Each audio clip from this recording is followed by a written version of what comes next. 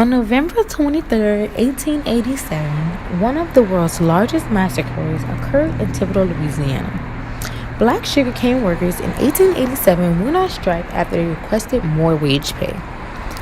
The workers had a list of written demands that were given to the Association of Sugar Planters for more pay.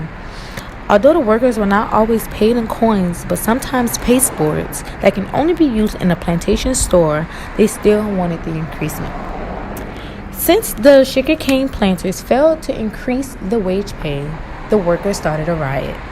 People started pouring out of their houses saying that the Negroes were rioting. And scores of people armed with guns began accosting black people. They pulled black people out of their houses, out of the houses they were staying in. There was gunfire. The gunfire went on.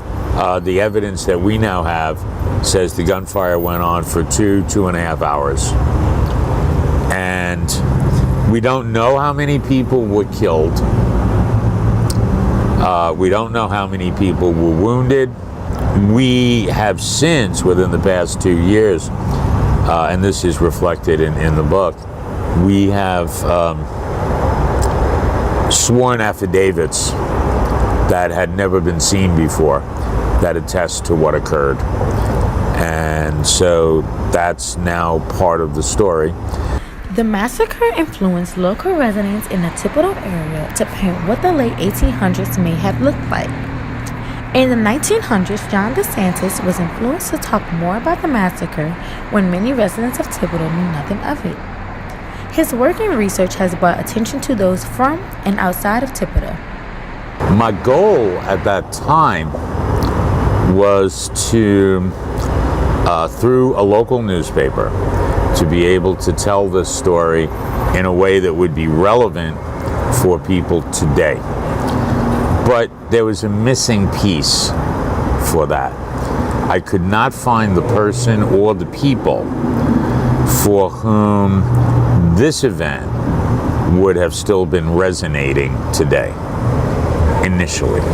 And my feeling at that point was that even though I didn't have all the pieces together, that if America was going to have that dialogue, Thibodaux needed to have that dialogue. And so the newspaper that I work for, the Home of Times, we did an expanded story on what we knew about the massacre. We spoke with some folks in the community who explained to us why they felt the story was relevant today.